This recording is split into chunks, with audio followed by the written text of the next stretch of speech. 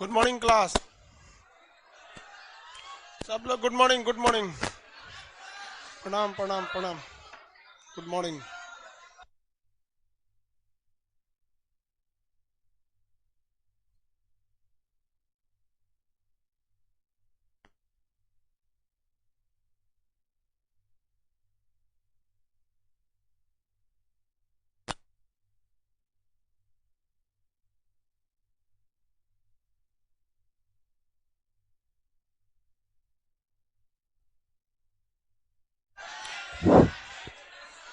Light जलाओ जी।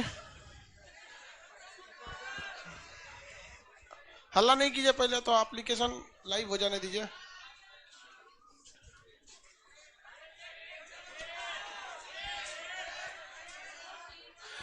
अरे बोल ही नहीं रहे तो तेज धीमा क्या होता है बेवकूफ। ये टेस्ट लेना था इन लोग का, टेस्ट लेना था ये।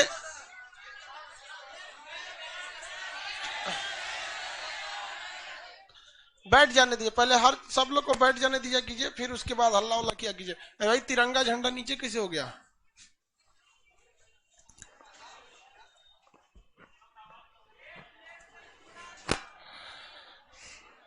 अब टेस्ट का डिस्कशन। टेस्ट। खड़ा हो, बोलो। गेट। तो तुम गधा सब बोलता है तो टेस्ट की गेट समझ में नहीं आता।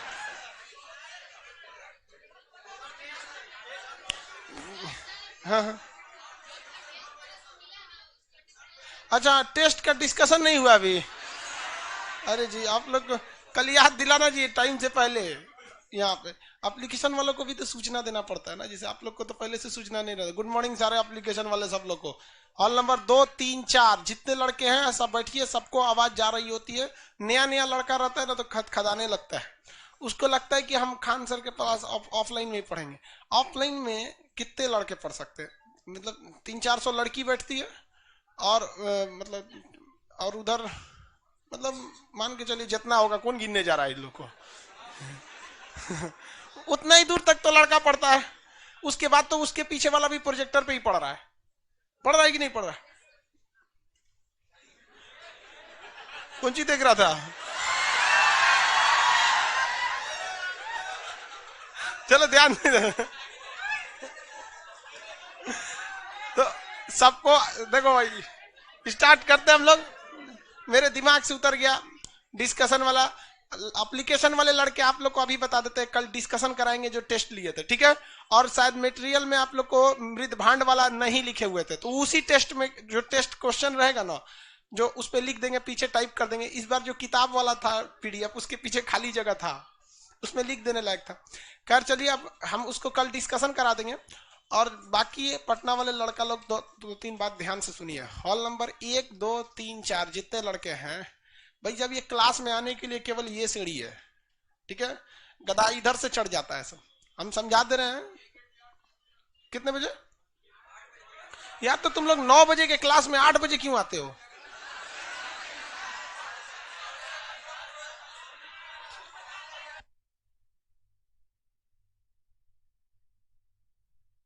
ज्यादा उधर नहीं लगाओ जी बेंच, उधर ज्यादा बेंच नहीं लगाओ।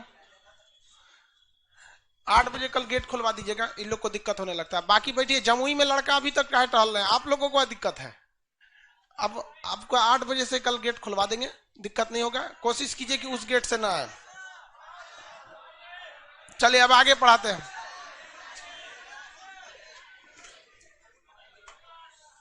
एप्लीकेशन वाला कर रहा है सर, मैप में एडमिशन नहीं हो रहा है। एप्लीकेशन पे मैप में एडमिशन के लिए जगह ही नहीं बचा है। एप्लीकेशन ऑलरेडी मरने के कगार पे आ गया उसका सर्वर। ए लाल सहवाल, बैठ जा कहीं। बुद्धि नाम का चीज नहीं है, बिचवा में आके खड़ा हो गया तो पीछे का दिक्कत होता होगा। पासाड़ काल वाला। हाँ, इधर बाहर चल, तो बाहर निकलो, यहाँ बैठो।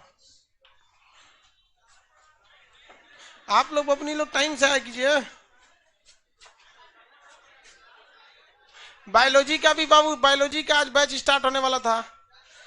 सर्वर में जगह का प्रॉब्लम होने की वजह से उसको पोस्टपोन किया गया 3-4 दिन के लिए, क्योंकि ऐसा नहीं ना हो सकता कि पटना के लड़कों को आगे पढ़ा दे, उन लोग को दोबारा पढ़ाए, दो बार हमको मेहनत करना पड़ेगा, इतना फुर्सतें नहीं है। तो इसलिए अब हम लोग माइग्रेट कर रहे हैं दूसरे सर्वर पे, अमेजोन के सर्वर पे। अमेजोन का बहुत तगड़ा है सर्वर, तो हम लोग उस पे अमेजोन पे अब शिफ्ट कर रहे हैं। तो उसका सुनते हैं कि बहुत जबरदस्त सर्वर है, इसलिए दिक्कत नहीं आएगा। अब हम तो आगे पढ़ाते हैं। कल कहां तक पढ़ाए थे? कहां तक पढ़ाए थे? हाँ? अच्छा, वैदिक काल के बारे में समझा दिए थे, वैदिक काल में बताए थे ना। अच्छा बताइए, वैदिक काल में हम बताए थे आपका कि पहला चीज बताए थे, समाज कितनी भाग में था? समाज 4। सबसे उच्च वर्ग में हाँ, ब्राह्मण, क्षत्रिय, वैश्य, शूद्र, वैश्य और शूद्र। उसके बाद आपको क्या बताते हैं? पंचायत वगैरह या डिसीजन लिया जाता था कितने भाग में? सभा, समिति और विदत। सभा, समिति और विदत। इसके आगे भी कुछ बताए थे। यज्ञ कितने प्रकार के? यज्ञ कितने प्रकार के यज्ञ थे? कौन कौन? अश्वमेघ यज्ञ, वाजपेयी यज्ञ और राजश्रेय यज्ञ। राजश्रेय, राजा अपने राज्याभिषेक के समय कौन सा यज्ञ कराता था? हाँ, राजश्रेय। अपना शक्ति प्रदर्शन के लिए वाजपेयी यज्ञ, और कब्जा करने के लिए अश्वमेघ यज्ञ। कब्जा वगैरह करने के लिए कौन सा यज्ञ? अश्वमेघ यज्ञ। यहां तक तो हो गया था। आगे और कुछ पढ़ाए थे? देवता। भाई यही कहां से छूट गए भाई? देवता लोग नहीं छूटिए भाई ये लोग छूट गए। देवता में सबसे प्रमुख इंद्र। कितने लोग बताएंगे कि सिंधु घाटी सभ्यता जब चल रही थी, तो सिंधु घाटी सभ्यता के वक्त में सबसे फेमस देवता कौन थे? हाँ, पशुपति शिव। और इस समय के सबसे फेमस इंद्र। इंद्र की चर्चा कितनी बार? अग्नि की। वायु के देवता कौन थे? सबसे विख्यात देवता हाँ, रुद्र। तूफान के देवता मारुत। तूफान के देवता, जंगल के देवता, जंगल के देवता सोम देवता। याद रहेगा आप लोगों को? किसी को कोई दिक्कत नहीं है? चलिए आगे देखते हैं।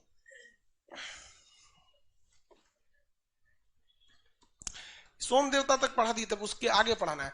इसमें दो चीजें याद रखेंगे। एक नदी, इस समय जो सप्त सिंधु नदी थी ना, कितनी नदी, कौन सी नदी में आके ये लोग बसे थे? सप्त सिंधु प्रदेश। सप्त सिंधु प्रदेश, सप्त सिंधु प्रदेश में जो बसे थे, उस समय की नदी का नाम और अभी के नदी के नाम में कुछ चेंजिंग है। जैसे इंद्रप्रस्थ किसका नाम है बाबू? इंद्रप्रस्थ दिल्ली का पुराना नाम क्या था? इंद्रप्रस्थ। हाँ, इंद्रप्रस्थ था।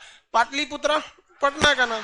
तो वैसी नदियों के नाम थे। तो कुछ कुछ क्वेश्चन पूछ देता था नदियों से रिलेटेड। अब नदी में कुछ फेमस नदी है जिससे आपके क्वेश्चन पूछेगा, जैसे झेलम नदी। कौन सी नदी?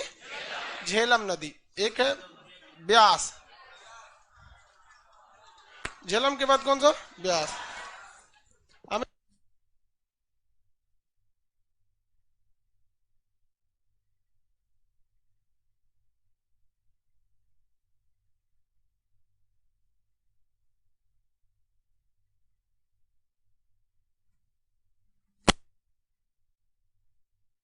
देखिए, झेलम नदी, ब्यास नदी, चिनाब, सतलज, सतलज, और 4 हुआ कि 5 हुआ जी? अरे कुछ नंबरिंग हो जाए यहाँ पे। रावी, सिंधु। सिंधु पहले इतना ही देखते हैं, फिर गंडक वगैरह को देखेंगे हम लोग। चलिए, अभी के वक्त में जो झेलम नदी है, आप में से कितने लोग बता सकते हैं झेलम नदी के किनारे सिंधु सभ्यता का कौन सा स्थल मिला? चिनाब नदी और झेलम नदी के बीच में था कौन सा? मांडा। झेलम नदी तो खैर जम्मू कश्मीर में डल झील के पास है। झेलम नदी का क्या कहा गया? वितस्तता। वितस्तता, वितस्तता, वितस्तता किसे कहा गया? वितस्तता झेलम। याद रखिएगा, ये खड़े क्वेश्चन पूछता है, ये सब बच्चा वाला क्वेश्चन, इसमें कंसेप्ट नहीं काम करता है। याद है तो मारेंगे, नहीं याद है तो जाएंगे चुपचाप। वितस्तता किसे कहा गया? झेलम। ब्यास, विपाशा, ये कभी नहीं भूलेगा। ब्यास, विपाशा, बासु मत जोड़ दीजिएगा विपाशा बासु वो हीरोइन थी, बहुत हांफती थी वो। हमको तो लगता है भारत में पहला कोरोना उसी को था। वो किसी मूवी में देखिएगा बिना हाफते को दिखाई देने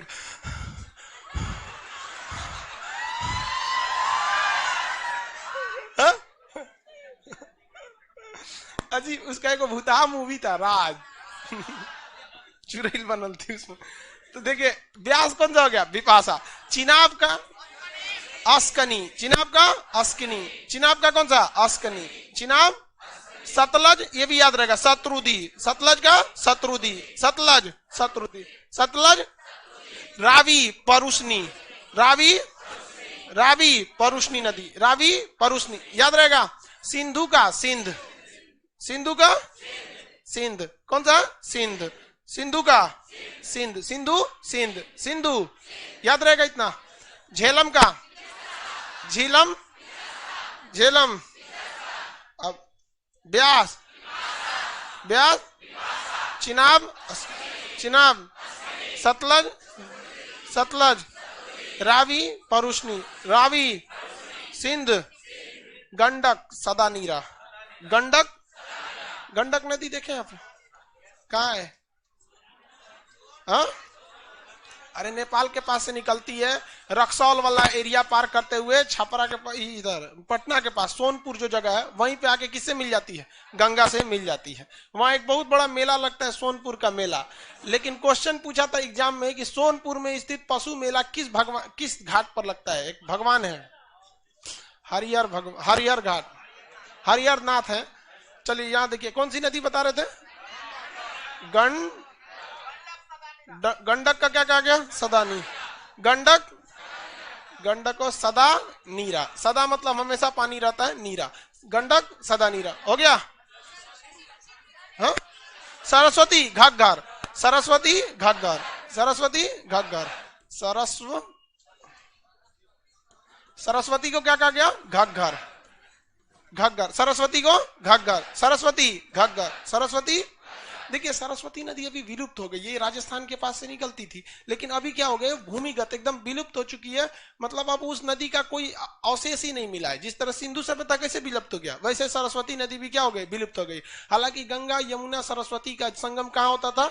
प्रयाग में होता था। लेकिन अभी सरस्वती वहां पे क्या हो चुकी है? भूमिगत गायब हो चुकी है, मिली नहीं है। अभी आर्कियोलॉजिकल सर्वे ऑफ इंडिया और भूलॉजिकल जो जियोलॉजिकल सर्वे है वो इसकी खोज में लगा हुआ है। आप जाएंगे इलाहाबाद में भी तो वहां आपको केवल गंगा और यमुना मिलेगा। हालांकि आप पानी देख के बता सकते हैं गंगा का है कि यमुना का है वहां पे। और वहां पे अब तो गंगा नदी में बहुत प्रदूषण हो गया है ना, वरना पहले कभी भी कहीं से भी गंगा नदी में पानी भर लीजिए कीड़े नहीं पड़ते थे। बैक्टीरियोफेज नामक उसमें जीवाणु पाया जाता था जो कीड़े मकोड़ों को मार के खत्म कर देता था। लेकिन हम मानव लोग से बड़का कोनो कीड़ा है, इतना ना गंदगी मचा दिए जिसका कोई हद नहीं। तो अब गंगा नदी में जाइएगा तो वहां लोग बताते हैं कि यहाँ से पानी मत भर लीजिए, वहां से भरिए, वहां शुद्ध है। मतलब किनारवा से भरेंगे कुछ ज्यादा चौपट कर देता है सब। तो ये नदी याद रहेगा आप लोग को, किसी को कोई दिक्कत नहीं है। झेलम का झेलम, सदा नीरा, सदा नीरा, परुष्णी, परुष्णी, परुष्णी, रावी नदी को क्या कहा गया? परुष्णी कहा गया। नदी याद रहेंगे। अब आगे बढ़ते हैं हम लोग दर्शन शास्त्र पे। दर्शन का मतलब क्या होता है? कोई हमारी फिलॉसफी, हम आपको बताए थे दर्शन का मतलब होता है हमारा अपना कोई सिद्धांत होता है, उसे हम लोग क्या कहते हैं? हाँ दर्शन। तो भारत में ना कुल वैदिक काल में 6 प्रमुख क्या दिए गए थे? दर्शन दिए गए थे। तो 6 को क्या कहते हैं? षष्ठ दर्शन। 7 को सप्त दर्शन। 7 को क्या कहते हैं? सप्त। तो ये कौन सा होगा? षष्ठ दर्शन। 6 है तो षष्ठ। ऐसे ठीक लिखा है जी? षष्ठ नहीं लिखा है सही? स दर्शन। ए छोड़ो यार, पहले ही सही था। षष्ठ दर्शन। कितने दर्शन हो गए? अरे यार यहाँ देखो, ऐसे हो गया, समझ में आ गया? षष्ठ दर्शन। हम लोग सीबीएसई बोर्ड से पढ़े हैं यार।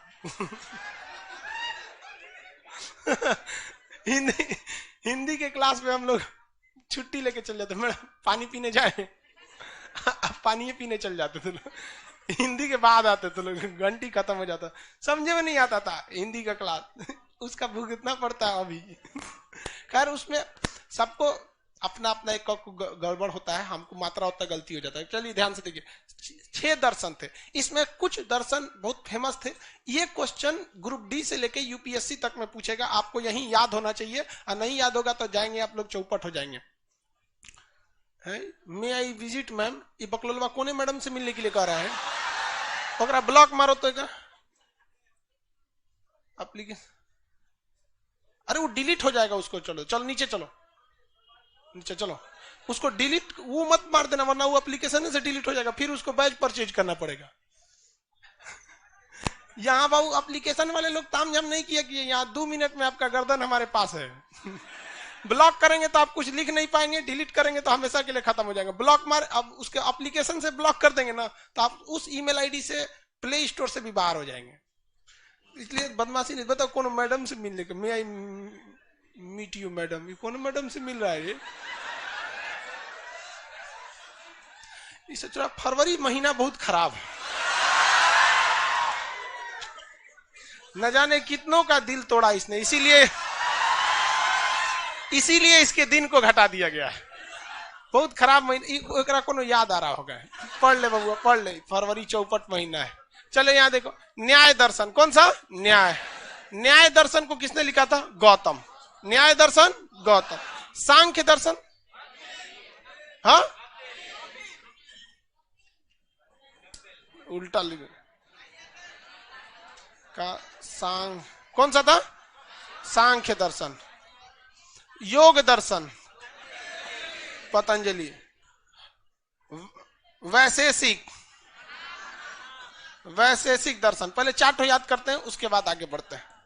देखते चलिए भाई, मटेरियल में गड़बड़ी तो नहीं रहेगा, इस लगले सुधारते रहेगा, मटेरियलों में सुधारवाना। न्याय दर्शन किसने लिखा था? गौतम। गौतम बुद्ध नहीं जी, गौतम। न्याय दर्शन सांख्य दर्शन, सांख्य दर्शन।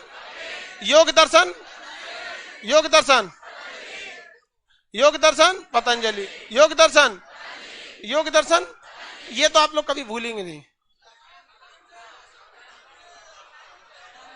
योग दर्शन, योग दर्शन, सांख्य, न्याय, न्याय, न्याय दर्शन, योग दर्शन, वैशेषिक वादरायण, वैशेषिक दर्शन कनाड, वैशेषिक दर्शन, वैशेषिक दर्शन कनाड, वैशेषिक दर्शन कनाड। देखिए याद रखने का इसका तरीका देखिएगा, वैशेषिक मतलब एक समझिएगा विश्व की बात चर्चा कर रहा है। तो भारत में बहुत ही पहले कनाड ऋषि थे जो डाल्टन के सिद्धांत से पहले ही उन्होंने परमाणु का सिद्धांत दिया। उन्होंने कहा कि पूरा विश्व किससे बना है? छोटे छोटे परमाणुओं से मिलकर बना है। भारत में थोड़ा सा, भारत की शिक्षा व्यवस्था गुलामी के दौर में थोड़ा सा गड़बड़ा गया, नहीं तो हम लोग बहुत आगे गए रहते। तो कनाड ने क्या कहा था भैया कि पूरा विश्व छोटे छोटे किससे बना हुआ है? कणों से मिलकर बना हुआ है। तो वैशेषिक पहली जानकारी किसने दिया था? कनाड ने। तो ऐसे याद रखिएगा एक ट्रिक के तौर पर। योग दर्शन गौतम, न्याय सॉरी न्याय दर्शन सांख्य, योग वैशेषिक, वैशेषिक। अब उसके बाद देखिए छठवां सातवां देखिए, 2 तो मीमांसा है। कौन कौन है भाई? एक उत्तर मीमांसा है, मीमांसा, और एक है पूर्व मीमांसा। कौन सा? पूर्व मीमांसा, पूर्व मीमांसा, उत्तर मीमांसा और पूर्व मीमांसा। ये किताबें हैं, इसमें बहुत सारी जानकारी लिखी गई। इतना कि महात्मा बुद्ध ने भी सबसे ज्यादा प्रभावित किस दर्शन से थे? सांख्य दर्शन से। सांख्य दर्शन एक किताब है। इस दर्शन शास्त्र को MA PG में आपको पढ़ना होता है, जिसे हम लोग कहते हैं दर्शन शास्त्र, इंग्लिश में उसको कहते हैं फिलोसफी। आप लोग में भी कई लोग कोई दर्शन शास्त्र लिया है कि नहीं? कोई ग्रेजुएशन में दर्शन शास्त्र नहीं लिया? लड़की लोग भी नहीं लिए? लिए ना? अच्छा आप लिए हैं। दर्शन शास्त्र भी अच्छी की होता है वहां पे, फिलोसफी वगैरह में। तो ये उसी टाइप का है, इसमें हर एक सिद्धांत दिए गए हैं। खुद महात्मा बुद्ध किसके सबसे ज्यादा फॉलोअर थे? सांख्य दर्शन के थे। उत्तर मीमांसा और पूर्व मीमांसा। उत्तर मीमांसा के थे वादरायण। कौन थे? वादरायण। कौन थे? वादरायण। उत्तर मीमांसा के वादरायण, उत्तर मीमांसा के वादरायण। और पूर्व मीमांसा जैमिनी, जैमिनी। पूर्व मीमांसा जैमिनी। उत्तर मीमांसा, उत्तर मीमांसा, पूर्व मीमांसा। पूछेंगे क्वेश्चन बता देंगे। दर्शन कंप्लीट हो गया। दर्शन देखे, नदी देखे, पंचायत देख लिए, भगवान लोग को देख लिए, और कौन सा? यज्ञ वगैरह देखे, सामाजिक व्यवस्था देख लिए। वैदिक काल से यही सब तो पूछता है, और आगे भी वैदिक काल में पूछेगा, बट उतना सीक्वेंस में नहीं है। बताइए, योग दर्शन पतंजलि, योग दर्शन, योग उत्तर मीमांसा, उत्तर मीमांसा वादरायण, उत्तर मीमांसा वैशेषिक कनाड, वैशेषिक, वैशेषिक, अरे ये सिंपल है, वैशेषिक मतलब विश्व। कनाड ने सबसे पहले बोल दिया था कि विश्व की रचना छोटे छोटे परमाणुओं से हुई, तो वैशेषिक दर्शन कनाड। पूर्व मीमांसा, पूर्व मीमांसा, उत्तर मीमांसा, उत्तर मीमांसा वादरा। योग, सांख्य, सांख्य, सांख्य, न्याय। महात्मा बुद्ध सर्वाधिक किससे प्रभावित थे? किस दर्शन से? सांख्य दर्शन से प्रभावित थे। झेलम नदी को क्या कहा गया था? वितस्तता। रावी नदी परुष्णी, रावी नदी रावी, अरे यार ये देखो परुष्णी, इसमें र है कि नहीं? रावी से। ऐसे याद रखो, छोटा छोटा कुछ भी अपने दिमाग में बैठा के, उसमें कौन ध्यान देता है इतना? रावी का क्या हुआ? झेलम, झेलम को यही बकलोल साहब। किस बैच के हैं लोग? अच्छा मैप वाला हम लोग, तो बकलोल नहीं हो लोग, ठीक है। हमको लगा हिस्ट्री वाला है कि खड़ा है सब यहाँ पे। इतना पहले क्या आ गया सब मैप वाला?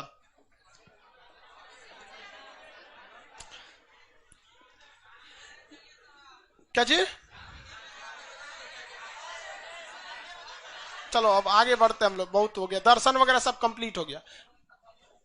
आप देखेंगे आपके मटेरियल में जिस तरह से दिया है थोड़ा सा टफ हो गया होगा आपको, तो हम दोनों तरह से लिख देते भैया, क्लास में दूसरे तरीके से, मटेरियल में दूसरे। पांचवा हम देवता के बाद क्या पढ़ाए थे? नदी, और उसके बाद दर्शन। कौन सा? दर्शन।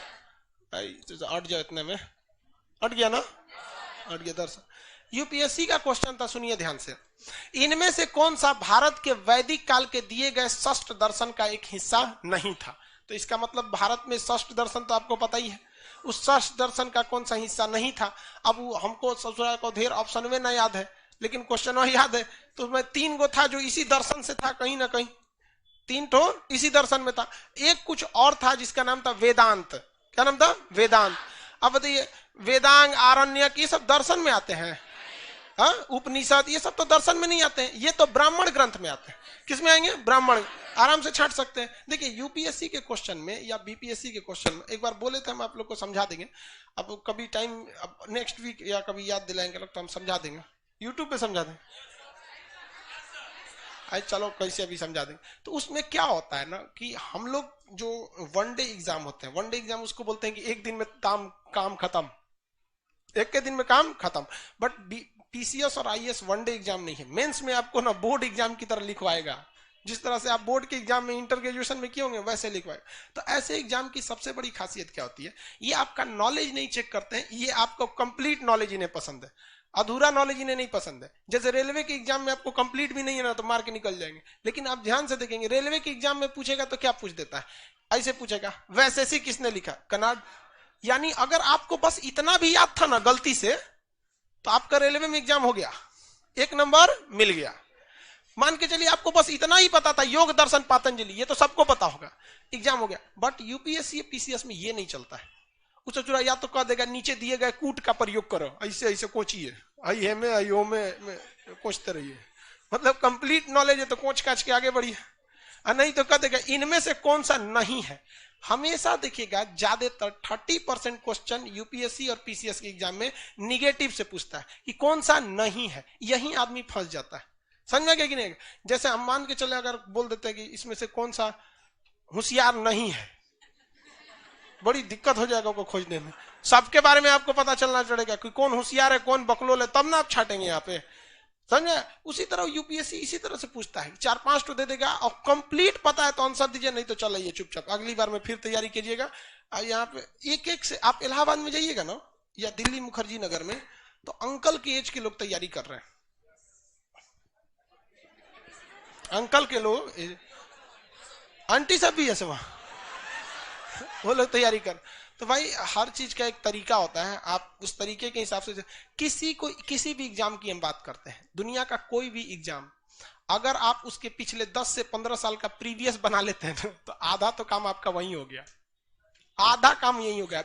खास करके यूपीएससी के लिए मेंस का अगर आपने 1990 या 1995 से लेकर अभी तक का जो क्वेश्चन मेंस में पूछा हुआ है, अगर आप बस उसको बना लेते हैं, कुछ नहीं तो उसको यादो कर जाते हैं, हम तो आगे समझाएंगे, लेकिन फिलहाल अगर जो घर पे है क्लास नहीं कर सकता उसको यादो कर लेता है ना, तो उसको बहुत काम आएगा।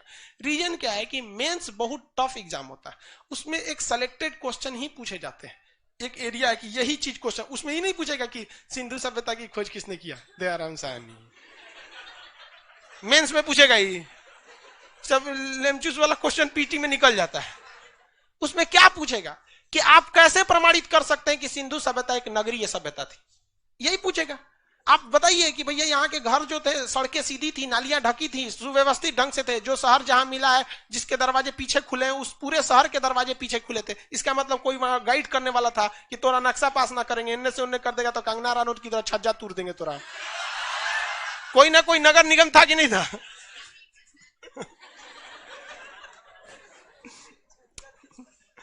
छज्जा तोड़ दिया था।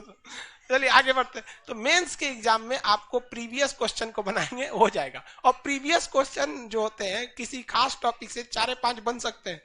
इवन आपको बताते हैं, जान के ताज्जुब होगा, सिंधु सभ्यता, वैदिक काल और मौर्य काल, हम अभी तो ये 3 चल रहा है। अगर आप इतना इसमें से क्वेश्चन आ चुका है कि खुद बीपीएससी के पास अब नया क्वेश्चन नहीं बनाएगी, बताएगा क्या, उसी में तनी सा टेढ़ा मेढ़ा करके कहता है। उन साक्ष्यों को बताएं जो यह प्रमाणित कर देता है कि सिंधु सभ्यता एक नगरीय सभ्यता थी। अरे भैया पहले तो यही पूछा था, तरीमेंटेटर करता, तो बस उसके लिए काम कीजिए और थोड़ा सा थॉरो अध्ययन पूरा डीप से लेकर। अब हम आगे देखते हैं, सिंधु सभ्यता, ये वैदिक सभ्यता में जो अगर पंचायत थी तो उस पंचायत या नगर निगम को भी पैसा चाहिए, टैक्स के लिए क्या चाहिए, पैसा चाहिए। तो वो पैसा कहां से आता था? तो खेती पर क्या लगा था, टैक्स लगा था। उस टैक्स को हम कहते थे बली। क्या कहते थे? बली। टैक्स को क्या कहा जाता? बाली। तो बाली था इस तरह से, बाली। टैक्स को क्या कहा जाता था? बलि। यहां से, जबकि पशुओं को क्या दी जाती थी? देवता के लिए क्या दिया जाता था? बलि चढ़ाया जाता था। यहां पर मुख्य रूप से कौन सा पशु पाले जाते थे? गाय। मुख्य रूप से गाय पाले जाते। इस समय पूरी तरह अर्थव्यवस्था का मुख्य स्रोत क्या था भैया? कृषि और पशुपालन। कृषि प्लस पशुपालन, कृषि और पशुपालन था। यहां पर टैक्स के लिए क्या था? बलि। अब ये टैक्स वसूलेगा कौन? आप देखेंगे ध्यान से, टैक्स वसूलने की जिम्मेदारी जो आज की है वो वहां भी पहले। अब अगर गांव में रहिएगा ना तो हाउस टैक्स आता है, साल भर में एक बार रसीद कटता है, खेत का रसीद कटता है, वो रसीद कटवा लीजिएगा, जो बताता है कि जिसने रसीद कटा है जमीन उसी का। नगर निगम में आएंगे तो उसका रसीद कटेगा, बड़े शहर में जाएंगे। फिर ऐसे धीरे धीरे हर सरकार अपना टैक्स लेती है। ये कारपोरेशन टैक्स सेंट्रल गवर्नमेंट ले लेती है, इनकम टैक्स ले लेती है, जीएसटी ले लेती है। सरकार को टैक्स के सिवा और कहीं पैसा नहीं आता है। तो इस समय भी टैक्स के लिए क्या थे? बली थे। लेकिन वसूलेगा कौन? तो हर जगह एक लेवल है, गांव है, पंचायत है, नगर परिषद है, नगर निगम है, जिला है, जिला के ऊपर मंडल है, फिर राज्य है, देश है, इससे है ना। वैसे उस समय इतना याद करने की तो जरूरत नहीं है, आपको बस याद रखना है सबसे छोटा कौन सा था और सबसे बड़ा कौन सा था। सबसे छोटा और सबसे बड़ा। सबसे छोटा जो इकाई थी सिंधु वैदिक काल में, सबसे छोटी वो क्या थी? गांव थी। क्या था? गांव। और सबसे बड़ा जो राज्य था वो क्या था? जनपद। क्या था? जनपद। क्या था? जनपद। जनपद सबसे बड़ा एरिया था, जनपद सबसे बड़ा एरिया। जो गांव को कंट्रोल करता था, आज की तरह उसे मुखिया या प्रधान नहीं कहा जाता है। बिहार में गांव सभा को 10-15 गांव को मिलाकर एक गांव बना दिया जाता है, जिसे पंचायत क्षेत्र कहते हैं। उसमें एक ही मुखिया रहता है जो 4-5 गांव को कंट्रोल करता है। बट इसके उलट देखेंगे यूपी में गांव के लिए स्पेसिफिक एक गांव का प्रधान होता है, वो अपने गांव के लिए काम करता है। उसी तरह यहाँ गांव के एज ए मुखिया की तरह था, वो प्रधान था। तो उसका नाम न मुखिया था न प्रधान था, उसका नाम होता था ग्रामिक। क्या था? ग्रामीण। लेकिन आज के वक्त में ग्रामिक का मतलब हो जाता है उस गांव का रहने वाला व्यक्ति। लेकिन जब वैदिक काल चल रहा था तो ग्रामिक जो था वो एक पद हुआ करता था जो आज के मुखिया के समान होता था। और जो जनपद था ये जनपद ये देश के समान होता था। इसका जो होता था राजन होता था। क्या होता था? राजन। अभी के समय में समझिए कि मोदी जी हैं, राजन के तौर पे वही है मोदी जी। अब इस समय धीरे धीरे अब खोज होने लगी और उत्तर प्रदेश का एक जगह था जिसका नाम था अतिरंजी खेरी। यूपी का एक जगह क्या नाम था? अतिरंजी खेरी। अब ये भारत देखेंगे, कश्मीर भाई, ये है जगह यूपी। यहां पर एक जगह था अतिरंजी खेरी, यहां पर लोहे की खोज हो गई। किसकी खोज हो गई? लोहे की खोज हो गई। लोहे की खोज की वजह से हर चीजों में बहुत सारी चेंजिंग आने लगी, और इस चेंजिंग की वजह से जो जनपद था, क्या था, जनपद, यहां पर जनपद जो थे वो बहुत बड़े होने लगे। जैसे मान के चलिए यहां पे लोहे की खोज हो गई, तो जिसका गांव यहां था वो यहां आने लगा, जिसका इधर गांव था वो भी यहां आने लगा कि भैया वहां लोहे की खोज हो गई है, चक्का गाड़ी, बैलगाड़ी, सब चीज में लोहा लगना ही लगना है। तो लोहे की खोज होने की वजह से जहां जहां पर लोहा मिलने लगा, जहां जहां पर लोहा मिलने लगा, वहां वहां का जनपद बड़ा होने लगा। क्या होने लगा? बड़ा होने लगा। क्या करने होने लगा? बड़ा होने लगा। अब यहां पे लोहा मिल गया तो यहां पे बहुत ज्यादा जनसंख्या हो गई, यहां मिला तो यहां होने लगी, धीरे धीरे करते करते बहुत जगह। तो पहला बार अतिरंजी खेरी में मिला था ना, ऐसा थोड़ी था कि केवल अतिरंजी खेरी में मिला था। तो जहां जहां लोहे का साक्ष्य मिलने लगा, वो जितने जगह थे वो बहुत बड़े होने लगे। अब जनपद जो था वो लोहे की खोज होने की वजह से नगरीय सभ्यता की ओर बढ़ने लगा। वहां लोहार लोग की संख्या बहुत बढ़ने लगी और लोहार एक से एक सामान बनाने लगा। हसुआ, खुरपी, रामा, भाला, दुनिया भर का बर्ची। देखते हैं भाई, लोहार की दुकान पे जाएंगे तो आपको 100 से ज्यादा आइटम मिलेगा। करनी, बसुली, हथौड़ी, जंजीर, हाँ, बेत बांधने के लिए, खरगोश उरगोश बांधने के लिए जंजीर, अरे जंजीर खरगोश कर रहे हैं, हाँ, कुत्ता बांधने के लिए, खरगोश तो जंजीर में मर ही जाएगा। तो इंसान की जरूरत की जितनी चीजें थी वो कहां मिलने लगी? लोहार के यहाँ मिले।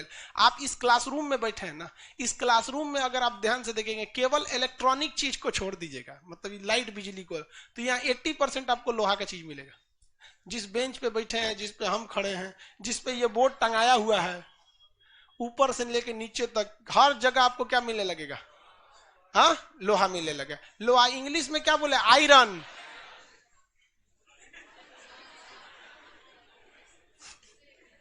सीबीएसई वाला था सर, थोड़ा इंग्लिश बोलिए। लोहा, आयरन, आयरन, आयरन की जो खोज हो गई, एफ ही वही। देखिए अब ये जनपद क्या होने लगे भाई? बड़े होने लगे। जनपद क्या होने लगे? बड़े होने लगे। मिटिए गया इसे, जनपद बड़ा हो गया। कोई भी चीज बड़ा हो जाता है तो क्या कहते हैं?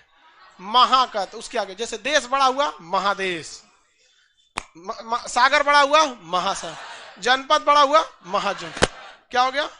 महाजनपद, महाजनपद। और धीरे धीरे करके भारत में कुल 16 महाजनपद मिले।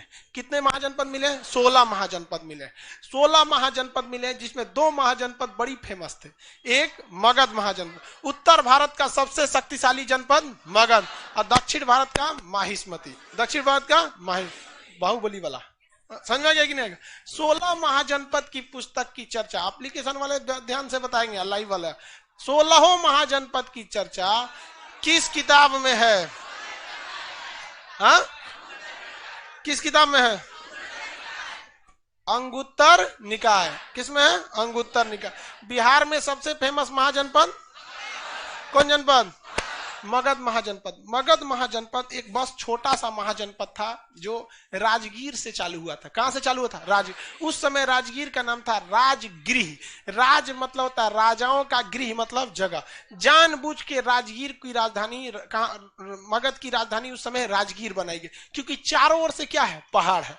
अब ऊंचा ऊंचा जगह पे अपना आदमी बैठा दीजिए, अब बस उधर से पहले घोड़सवारी से युद्ध होता था, बच सकते थे। तो ये राजगीर जो था वो मगध महाजनपद की राजधानी थी। तो आप किसी को, राजधानी भी फेमस होती है और देश भी फेमस होता है। जैसे भारत कोई प्रतिक्रिया देता है किसी मैटर पे लेके, तो अखबार में 2 तरह की न्यूज छपती है। भारत ने इस पर कड़ी प्रतिक्रिया जताई, ऐसे छपता है, या तो नई दिल्ली ने इस पर कड़ी प्रतिक्रिया जताई।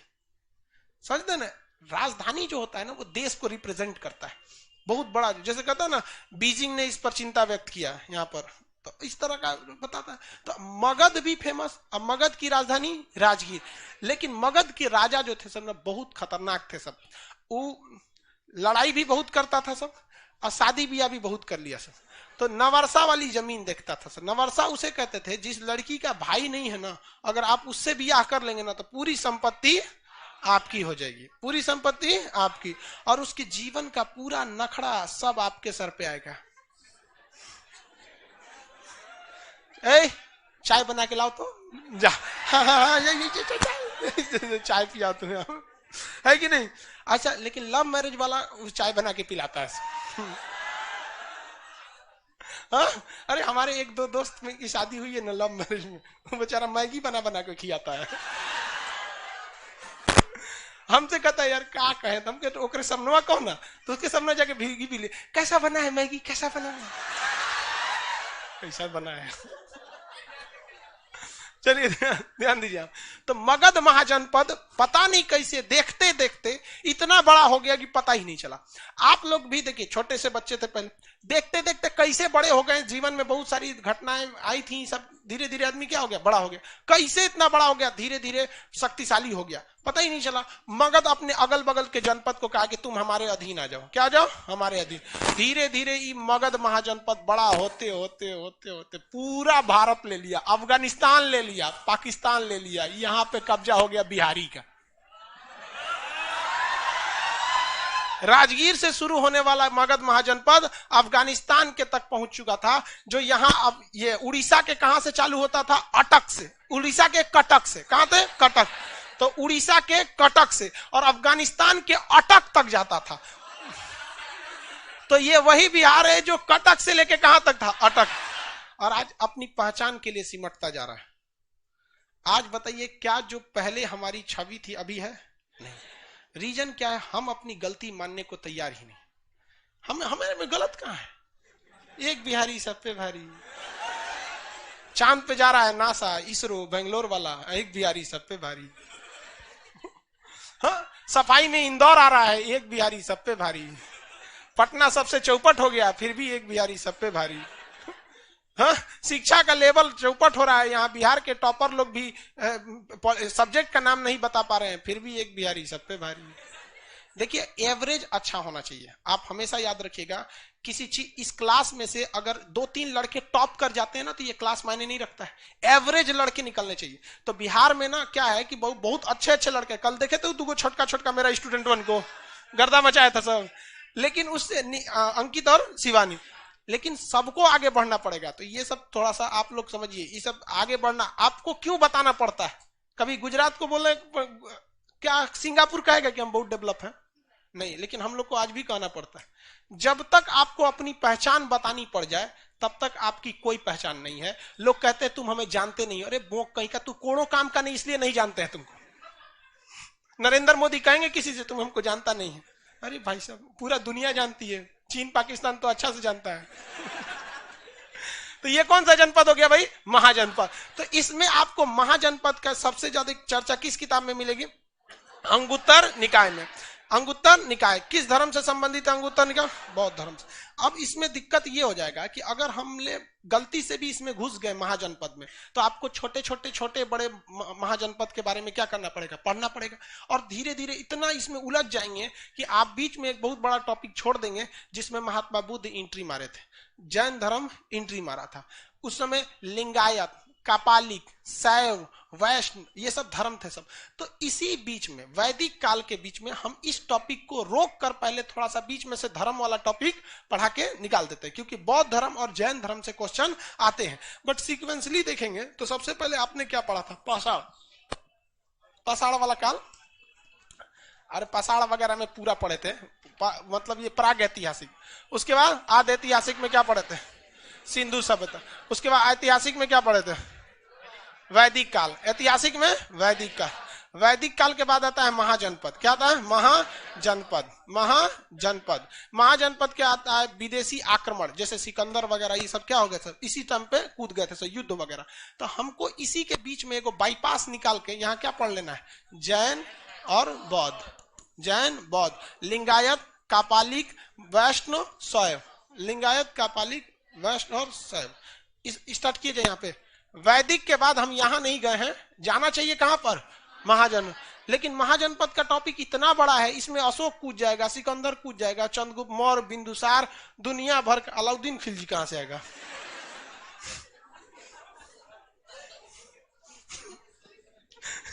अरे अलाउद्दीन खिलजी अभी बहुत दूर है। ये समझ में आ गया? अब वैदिक देखिए, सिंधु सभ्यता और वैदिक सभ्यता की आप तुलना आराम से कर सकते हैं। ये शहरी थी, ये नगरीय थी। ये शहरी यानी नगरीय थी, ये ग्रामीण थी। ये द्वितीय नगरीकरण की सभ्यता थी। महाजनपद शहरी था कि नगरीय था? शहरी, शहरी यानी नगरीय था। रीजन समझिए, क्या समझिए? रीजन समझिए। जनपद के लोग बहुत ज्यादा भीड़ भाड़ लगा के कहां चले गए? महाजनपद पे चले गए। कहां चले गए? महाजनपद।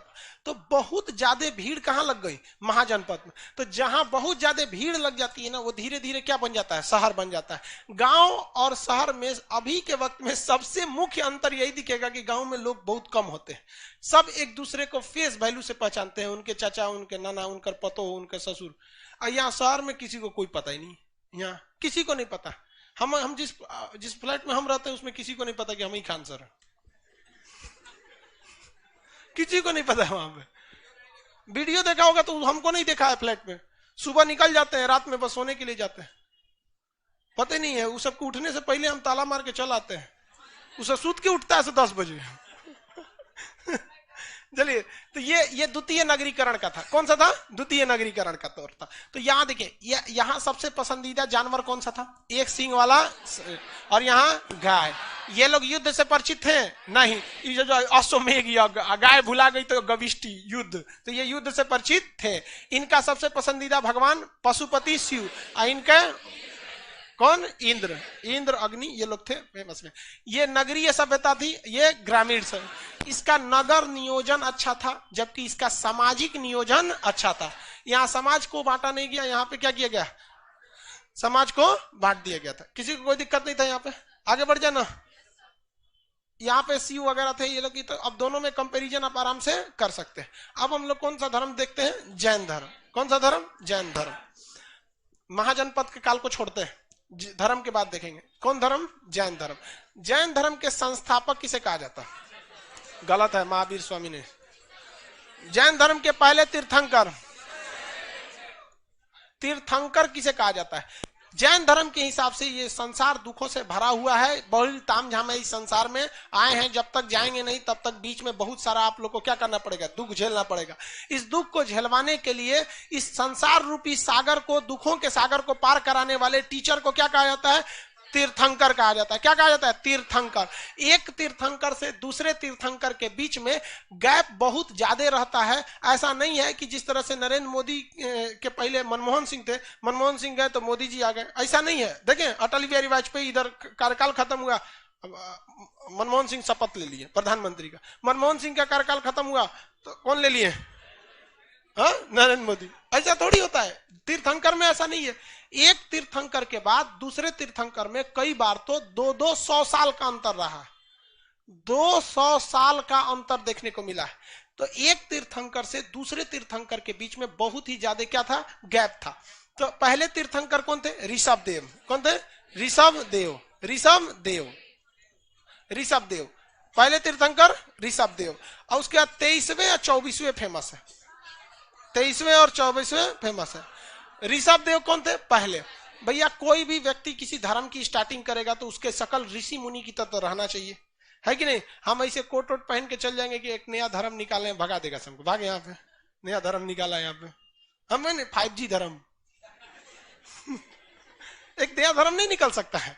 एक बात कर रहे हैं, 5G धर्म, तो हमको क्या करेगा? भगा देगा। भाई, धर्म के लिए सबसे जरूरी क्या चीज है कि आपको वेशभूषा बहुत मायने रखता है धर्म के मैटर पे। अगर मान लीजिए कोई खूब बढ़िया है, अब ऐसे टाई हुई लगा के आ जाएगा तो उसको लोग बहुत कम वैल्यू देते हैं, कहता है कि नहीं ढोंगी लग रहा है। तो ये पहले धर्म वालों को क्या होना चाहिए? ऋषि मुनि की तरह होना चाहिए। तो इनका शकल, ये पहले जैन धर्म के पहले तीर्थंकर ऋषभ देव। जैन धर्म के पहले तीर्थंकर ऋषभ देव ने कुछ खास काम नहीं किया, इसलिए इन्हें वास्तविक तीर्थंकर नहीं कहा जाता है। वास्तविक का मतलब आप बस नींव रख दिए, लेकिन आप कुछ खास काम आगे नहीं किए, इसलिए आपका नाम नहीं होगा। तो वास्तविक में और इसमें अंतर होता है। आपको कई जगह आगे और भी पढ़ना पड़ेगा। गुप्त वन के संस्थापक श्री गुप्त हो जाएंगे और वास्तविक संस्थापक चंद्रगुप्त हो जाएंगे। तो वास्तविक में और इसमें अंतर होता है। बहुत का क्या होगा? अंतर होता है। तो आप नींव रख दिए, इससे मतलब नहीं रहता है आपने विकास किया या नहीं किया, इससे मायने रखता है। तो 23वें तीर्थंकर ने ज्यादा सुधार किया था। इसके बीच में कुछ खास, देखिए, इसके बीच में कुछ खास नहीं आए थे लोग। आगे पढ़ा देंगे, मल्लीनाथ वगैरह। कौन आए थे? पार्श्वनाथ। पार्श्वनाथ। पार्श्वनाथ झारखंड के सम्मेद शिखर पर गए। झारखंड में एक पहाड़ी है जिसका नाम क्या है? सम्मेद शिखर। सम्मेद शिखर। पहाड़ का नाम क्या है? संवेद शिखर। इस पर बैठ के खूब ज्यादा क्या किए? तपस्या किए। तपस्या करने के बाद इनको ज्ञान मिल गया। क्या मिल गया? ज्ञान मिल गया। तो अब पहाड़वे का नाम हो गया पारसनाथ। संवेद शिखर का अभी का नाम, संवेद शिखर का अभी का नाम, संवेद शिखर का अभी का नाम पारसनाथ। किसी को कोई दिक्कत नहीं है? कौन सा शिखर? पारसनाथ। और इन्होंने कहा चतुरायन धर्म दिया, 4 सिद्धांत दिया, जिसे क्या कहा गया? चतुरायन धर्म। सबसे पहला बोला इन्होंने झूठ मत बोलिए, धन संग्रह मत कीजिए, चोरी मत कीजिए, हिंसा मारपीट नहीं कीजिए। तो सबसे पहले इन्होंने क्या किया? धन संग्रह नहीं करना है, झूठ सबसे पहले नहीं बोलना है, झूठ नहीं बोलना। पारसनाथ ने क्या कहा? झूठ नहीं बोलना। उसके बाद धन संग्रह नहीं करना, चोरी नहीं करना, हिंसा नहीं करना, मारधार नहीं करना। अजीब हाल है भाई, आज के समाज में झूठ बहुत जरूरी हो गया है। एक शायर ने शायरी कहा था कि बड़े छाले थे उसके पांव पर, लगता है इंसानियत के रास्ते पर चला होगा। जो गया ससुरा इंसानियत के रास्ते। आजकल गजब वाले, गुनाह न करना सबसे बड़ा गुनाह हो गया। अब बहुत कठिन दौर पे चल रहा है लोग। तो उन्होंने कहा था कि झूठ नहीं बोलिएगा, धन संग्रह नहीं बचाइएगा, धन संग्रह नहीं कीजिएगा। कहीं ना कहीं एक चीज ये लगता भी है, जिसके पास ज्यादा पैसा हो जाता है ना, वो लोग ज्यादा अकड़ने लगते हैं। खैर वो अलग बात है कि जिनके अंदर अकड़ने की भावना होती है, जिनकी मतलब मेंटेलिटी होती है अकड़ के चलने की, है हमारे पास पैसा है, भगवान उसको ज्यादा पैसे नहीं देता है। देखिएगा, जो बहुत ज्यादा पैसे वाले होंगे लोग ना, उनको देख के आप नहीं कहेंगे उनका जीवन बहुत सादा रहता है, एकदम चुपचाप, वो सब तामझाम नहीं करता है सब। हाँ, बिल गेट, आप इनको देखिए ना, व्हाट्सएप ये फेसबुक वाला कौन है? Mark Zuckerberg. एगो टी शर्टे पे होके देखे होंगे आप, देखे कि नहीं? अरे हम लोग पैसा वाला आदमी थोड़े हैं लोग। चोरी नहीं करना है, क्या नहीं करना है? चोरी नहीं करना है, और हिंसा मारपीट को नहीं करना है। लेकिन इनका यह धर्म क्या हो गया? चौपट हो गया। चतुरायन धर्म को कोई खास फॉलो नहीं कर रहा था। एक लंबे गैप के बाद समाज में बहुत सारे क्या हो गई? बुराइयां बढ़ गई थी। तब आए थे महावीर स्वामी। कौन है? महावीर स्वामी। महावीर स्वामी। आप में कोई जैन धर्म का है? एक भी नहीं जैन, एक बौद्ध धर्म के बस, कोई जैन धर्म का नहीं है। पता है शिक्षा में सबसे आगे अभी जैन धर्म वाले, संख्या कम है। अब एप्लीकेशन पे होगा लो। शिक्षा एक्चुअली क्या है कि उनकी संख्या कम है। संख्या कम होने से आप क्वालिटी मेंटेन कर सकते हैं। समझ में गया इन्हें? अब जैसे मान के चलिए मुस्लिम समाज में इतना ना लड़के पैदा हो जाता है कि शिक्षा कौन चीज देगा। तो हिंदू मुस्लिम में अब मतलब खैर फिर भी हिंदुज़म में तो शिक्षा का बहुत ज्यादा महत्व है भी, लेकिन मुस्लिम में अभी भी शिक्षा का बहुत बड़ा अभाव है। हम बोलेंगे तो हमारे पीछे पड़ जाएगा सर, तो देर मुड़ लिए। महावीर स्वामी ने कहा कि देखो भैया, ये झूठ बोलना, धन बचाना, चोरी करना, मारधार करना, ये करता आदमी जरूर है, ये आदमी करता जरूर है, लेकिन करवाती महिला है।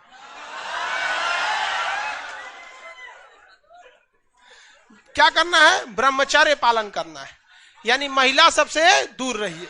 तो इन्होंने इस चतुरायन धर्म में एक और कह दिया कि महिलाओं से दूर रहिए। तो इन्होंने चतुरायन धर्म को क्या बना दिया? पंचायन धर्म। कौन सा धर्म? पंचायन। कहा कि महिले के चक्कर में क्या होता है, आदमी झूठ बोलता है। फरवरी का महीना चल रहा है, कोनो कहीं बैठ के चाय पी रहा है सब, दुगो पापा फोन करेंगे, कहाँ हो? पढ़ रहे हैं खान सर के पास है, बाद में बात करेंगे। ले गैलो धर्म चतुरायन धर्म है कि नहीं? अभी गिफ्ट देना होता है, कौन चीज? टैडी, चॉकलेट, दुका देते रहता है सब। कहा अब्बा घर से पैसा दे रहे हैं, धन संग्रह किया है वो जनवरी से, नहीं मिला तो पार्टनर का क्या मार लेना है? पर्स मार लेना है। सब तैयारी उसकी पूरी है, 14 फरवरी को दूसरे के साथ देख लिया।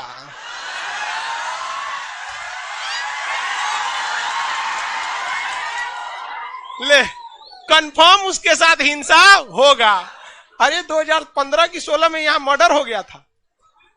वो कह रहा कि ससुरी तो हम गाँव से फंसैले थे, यहाँ आके तो दूसर से फंस गई। ये पटना में बहुत होता है बाबू। लड़की जो रहेगी ना पटना में अक्सर ही देखिएगा, इस सब चक्कर में ज्यादा मत रहिएगा। लड़की सब के बात पे इस सब में वो गाँव से एगो से फंस के आएगी और यहाँ आके लगेगा दूर। सोच रहा है तो 3G मॉडल है, 5G तो यहाँ है।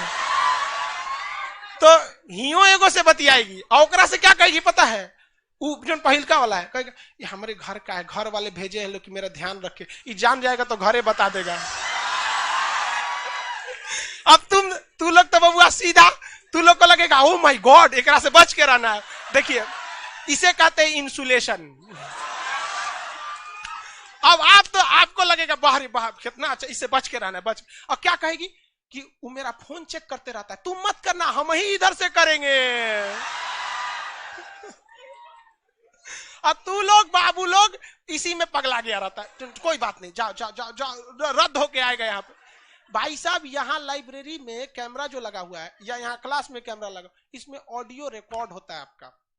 आप यहाँ जा हल्ला उल्ला करते हैं, रिकॉर्ड होता है। जब क्लास वगैरह नहीं रहेगा शाम हमको लाइब्रेरी यहाँ सीढ़ी पे बैठ के लड़का लड़की लाइब्रेरी में आएगा, 2 मिनट के बाद अरे अरे बाद में बात करेंगे, बाद में सब डाटा रिकॉर्ड हो जाता है। इसलिए यहाँ कैंपस में आने के बाद आप अपनी पर्सनल बातें कुछ नहीं कीजिए, क्या पता रिकॉर्ड हो जाएगा। और आपका एग्जाम्पल हम अगले बैच में बता रहे होंगे। आप में से कितने लोग के साथ ऐसा हुआ है कि उसके गांव का कोई है उसको देखने के लिए? हुआ है ना? हाँ समझ जाओ बबुआ, वो पहिल का है। लड़की लोग बताइए हम गलत बोल रहे हैं?